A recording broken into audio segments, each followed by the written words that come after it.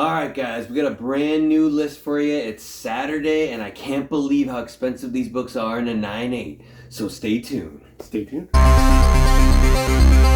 Welcome back, Gainers, to another incredible, exciting, fantastic episode of ComicGains! If you're new to the show, I'm Adam. I'm Zach, and this is Princess, Her Royal Highness, looking very low-date like usual, doing that princess way, so bow down, respect. And of course, there's Coco, so howl at the moon. Alright guys, so today is Saturday, and we'd like to start this, or end this week off with a nice little list for you. So, normally we kind of do like a trending list on Saturday and kind of see if it's time to buy with Zach, but recently, our last video, we did a nice big 25 book CGC unboxing, and it hit me a couple times. Zach was like, Adam, do you know how much this is in a 9.8? And I was like, actually, I don't know. And some of them were very surprising. So I wanted to take this week to kind of look through some books that recently sold in 9.8 that blew my mind how expensive they were in 9.8, and kind of get Zach's opinion on why he thinks these books are so expensive in a 9.8 compared to counterparts of them that are like kind of close in regular value, yes, but not even close in price to a 9.8. So just some really cool stuff, and this is all helpful things to look out for as well when you're out in the hunt and you're digging through boxes. These are books that are pretty relatively cheap raw, but also very expensive in a 9.8. So very cool list, very something different. But they're also all trending books, so they're all recently sold in 9.8s as well. One thing that also recently sold to me was this drink. It's just a true blue, actually green monster. True blue. A bit green. Yeah, this is an OG monster. Nothing special about it. Packed full of sugar, packed full of energy, or so they say.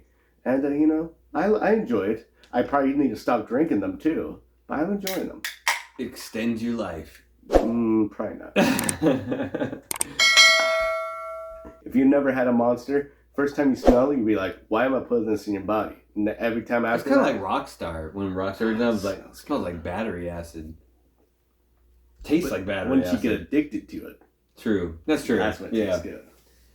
All right. Let's get into some comics. Let's get into some stuff. So we got 5 books for you here, and looks like we only had 4 of these 5 books total, but they're all very interesting. So starting off the list here, we have Uncanny X-Men number 98. I know it's an interesting book. I thought this was kind of cool, but this is from 1976. You got David Cockrum, Chris Claremont did the work on this book, but it's 4 very, very random keys in this book, like super random. You have a Clark Kent appearance crossover. So you have actually like a Clark Kent character shows up more than 20 times in Marvel Comics over the years. This is one of the times he shows up.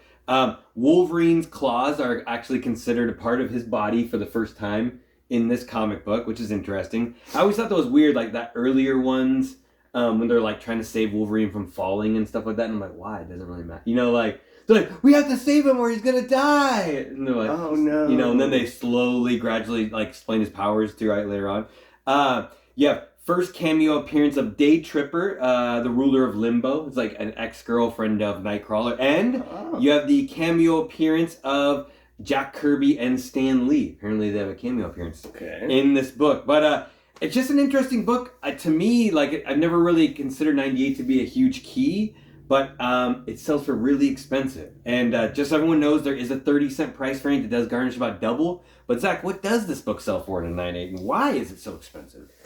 So, recent sales of a CGC 9.8. Recent sale is 2,817. I'm only saying one because there's a good reason for it. There's only been like 5 sales throughout, like 5-10 years. Wow. It's very interesting because there's only 42 CGC 9.8s. 41 of them are Universal. 1 is Signature Series. 0 qualified, 0 restored. There's 1,726 total graded. And only 41 got a 9.8. Wow, 42. That's really low. Yeah, the percentage on this book is so low, and that's why it's garnishing so much, because the price range is crazy. Recent sale was 2,817. Sale before that, 5,000. And the sale before that was 3,409. Wow. All over the place. It doesn't come up on the market very often. And like I said, there is a 30-cent price variant. It's the highest grade is a 9.6. There's only 4 of them, and there's only 129 graded, and there's a UK variant, pens. There's only, the highest grade is 9.4, and there's only 23 graded. That's great. See, it's definitely one of those. I mean, there's plenty of times I've looked through X-Men boxes and I skipped completely over 98. So maybe I'll have to take a second look. Yeah. You know, like, is it really high grade? But maybe. The significance of it is pretty much, it has low significance. But it has a dark cover, so it's hard to get a high grade. It doesn't come on the market, so people that are trying to complete their 9.8 X-Men run are all competing every time it goes on market. That's why it goes for so high. Huh. Interesting. Very interesting. Very cool. Okay. Next up on our list, and this is actually something that Princess schooled us in recently, is Friendly Neighborhood Spider-Man number 6 from 2006. And this is Mike Werningo and Peter David did this book together. And this is something that popped up recently. But yeah, first appearance of El Muerto, a luchador, and cameo appearance of El Dorado. This kind of came up really random, but I guess in April of this year, Sony announced they're going to be doing a solo project, standalone movie based on El Muerto, this character in the comic book. And I guess there's something to do with like his mask that he wears, like gives him powers, and like his father before him wore this mask and had powers, and like when he puts it on, he has to like fight the other guy, El Dorado. But it's like kind of like they're only in like 2 or 3 issues and then that's it. So it's going to be kind of crazy them making like a movie just based on this. I don't know. It's hard to say. Like a couple of years ago, I would have said I have faith in Sony, but after that Morbius movie, I don't know how much faith I have in Sony anymore. I mean, it could be really cool. Like it's like the Kraven movie. Like the Kraven movie, they maybe can make it cool. I would think Kraven doesn't have enough to stand alone, but kind of maybe the same with this guy. But it's crazy expensive. It's a very, very expensive book. And I don't know if I said about the last one, that Uncanny X-Men is like $150 raw. This book is about $30 raw if you can find it. But it's really expensive in a 9.8 if you can find that. And why is that, Zach? Well, recent sales, if I got it correctly, was $177.50 to $250. A little bit of a range right there. There's only 22 9.8s. out of 68 total graded. So again, doesn't come on the market very often, and when it does, it demands a little bit higher price. Princess like, is mine a 9.8? It could be. I mean, honestly, about the book itself, I don't know much about the character, but it sounds really dumb to me. But it could be really cool. So I don't know. I just don't know. I can't count it out till I see the movie. You know what I mean? Because it's one of those things that came from nothing. Like it was $1 book. And then now it's, a $30 book. And probably even if the movie's bad, it's not going to go back down to $1. It's like the Marvel version of Bane. No one knew I was, so I wore the mask. No, true. True. That could happen. But interesting book to say the least. Yeah. Okay. Next up on the book, this is on the list. This is something a little more familiar, but also kind of crazy to me how expensive this is in a 9.8. But you have Marvel Superheroes Secret Wars number 1 from 1984. You have Mike Zeck and Jim Shooter working on this book. You have cameo appearance of the Beyonder, first major Marvel crossover event. I can tell you at the last major con I was at, this is the book everyone was talking about. Like, they kind of announced that there's an upcoming Marvel movie that's going to be called Secret Wars. Whether or not it's going to be this story, which we all kind of doubt that it's going to be. Yeah. But, this is a book that's been around for a very long time and probably, was garnished, $10-ish, for quite a while. Nothing major going on.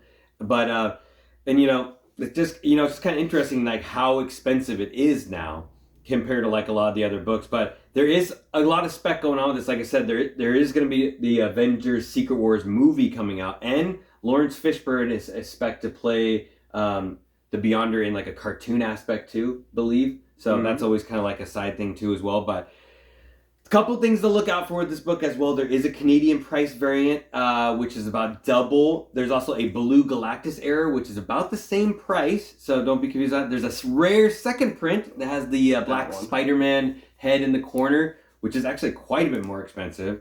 And I think this one has a really low 9.8 census. And the book right now runs about $35 raw. So, but it's pretty expensive in a 9.8. So what do you got, Zach? What's the dealio with this book in a 9.8? So recent sales is a pretty constant 510 to 550 for 9.8, pretty high. Yeah, that's expensive. There's one 9.9. There's 1,567 CGC 9.8s. 1,275 are Universal. 291 are Signature Series. 0 qualified, 1 restored. There's 6,610 total 9.8s. There's also Canadian price variant, or Canadian variant. It's 30 books, 39.8, 19 Universal, 8 Signature Series, and 3 restored.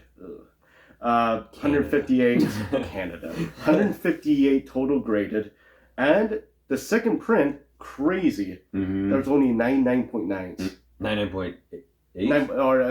Excuse me. There's only, I saw the 9, I doubled it. There's only 9 9.8s, and there's only 94 graded ever. So I don't understand why this book demands such high values. It's kind of a minor key of a big deal. It has a classic cover to it, so that's helping it. It's part of a classic series, so you'd want to get issue 1 regardless. So the amount of people are going after it is probably pretty high. But there's also a lot of people. There's a lot of people going after it, but there's a lot of 9.8. So I don't think it should be worth 500. Honestly, that's what I think is weird. You know, and like I said, it was a lot of people were looking for it at this last con we were at. It was like you know, you could dig through every one of the Secret Wars boxes for the past like couple of years, and there's always number 1 there. Like nobody was taking number 1. Now it's like you dig through it, and it's like, you know, 7, 8 were always gone, then 3 started to move on. Now 1's missing. What's gonna be next? What else are they gonna take? Your dignity. What else is gonna be left from Secret Wars? Yeah. Okay. All right. 2 books left, guys, and this one's kind of a fun one, but we got some Spider-Man goodness. We got here Web of Spider-Man number 32 from 1987. You have a Mike Zeck and J.M. DeMatteis did the work on this book. Look how awesome this cover is. You have this basically not that big significance to the book. It's Kraven's Last Hunt story arc part number 4. And it's basically just an awesome Mike Zeck cover. So it's been homaged a ton.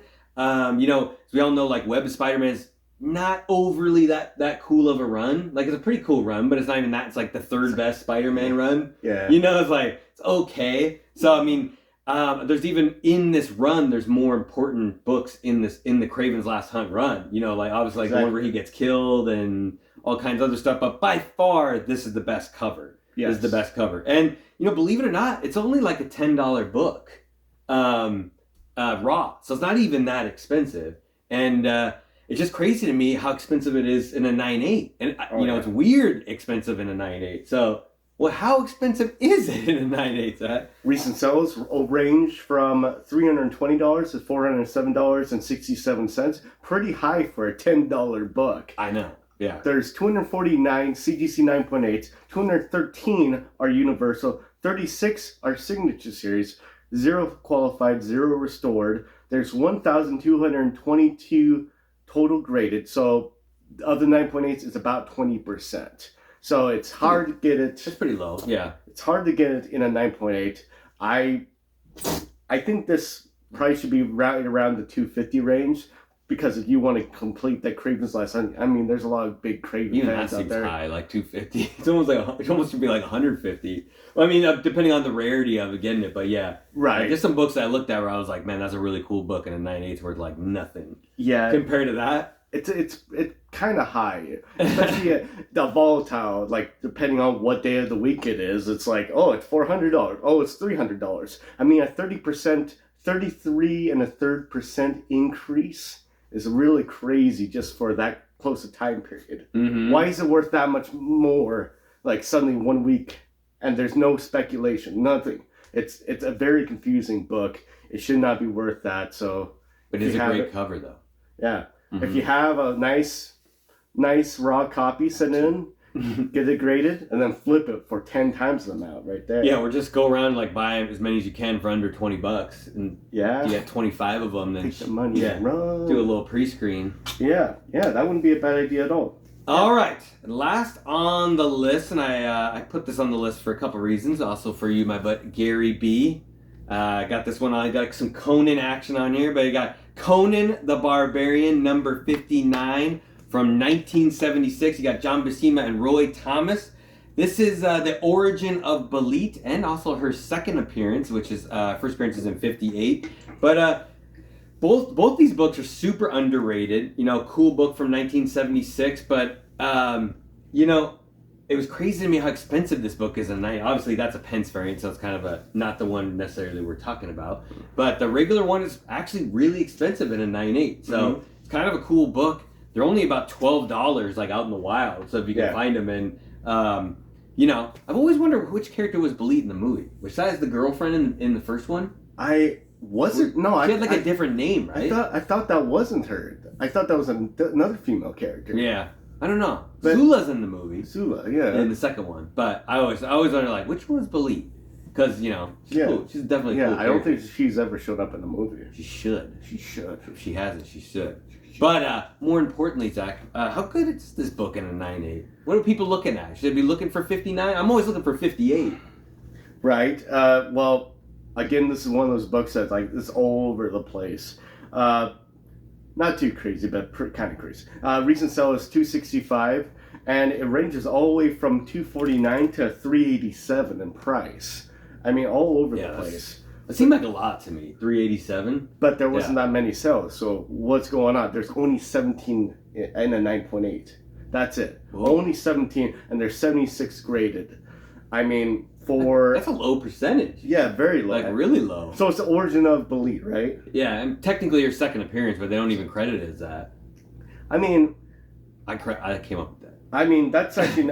Seems obvious, though. That's a pretty reasonable price. The $250 price for only 17 9.8s. You're not going to come around that very often. So it's actually somewhat reasonable. Because if you look at the X-Men 98, there's 42. There's triple the amount. And it sells for 2,000 something. So it's like... Yeah. It's almost like significance-wise... It's about the same, except for X-Men's a bigger team, really, a bigger book. Well, the more people to find out about this Conan thing, I think each person they get it graded will probably lower the price, right? True. The more 9.8s that pop up. Yeah, it's interesting. It's interesting for how many out there. But yeah, it's about worth $250. I think it's about worth. I think it's 70s book. Just kind of interesting. Other 70s books that aren't that that valuable. Yeah. Yeah. Yeah. What the heck? I know some Captain America books from the 70s that are not valuable in 9.8. Almost the entire run up recently have been worth almost nothing. And just recently, last 5-10 years, probably 5 years, all the books are going up in price. Same deal with Wonder Woman. You could have got so many Wonder Woman books for like nothing, and then the movie comes out and forget about it.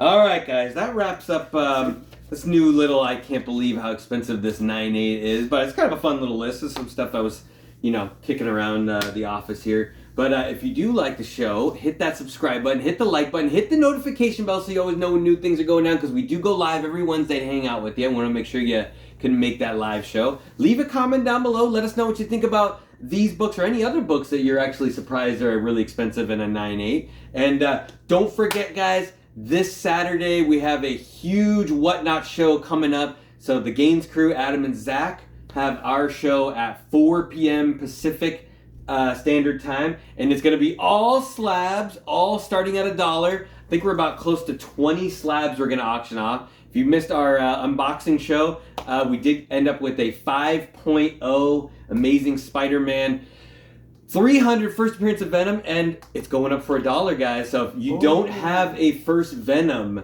and you need one, this is a nice, basically $500 book that's going to start at $1. So we would love for all of you guys to come out and help support the show. Make sure nothing goes too cheap on us. We're willing to let anything go cheap. I mean, we'll have to lay where the cards fall, or fall where the cards lay. I don't know, whichever one goes with it. But yeah, come out and hang out with us. Try and get some slabs on the cheap. We have a ton of good books, a ton of really cool books. They're coming up with a good list. There will be giveaways too, and that will lead you all up into the main event at 6 p.m. is the Princess of Gaines solo show, which is a special ladies' night. Zach? Ladies' night, and you feel alright. What a night. I don't know. Exactly. So come hang out for ladies' night. There's going to be a ton of good books. She always brings the fire. She puts a lot of work into putting together her list and making sure every book is worth your guys' while bidding on. So it's going to be a great time. Come kick it with us. And Zach, you got anything else?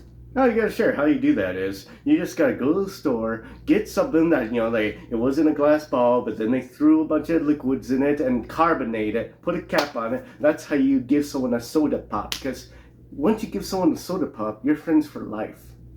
For life. That's true. I was like, what the? Get the gains. All right, guys. Until we see you next time, stay safe and remember. Get the carbonated gains. Get 'em. Every single one. Every single bubble.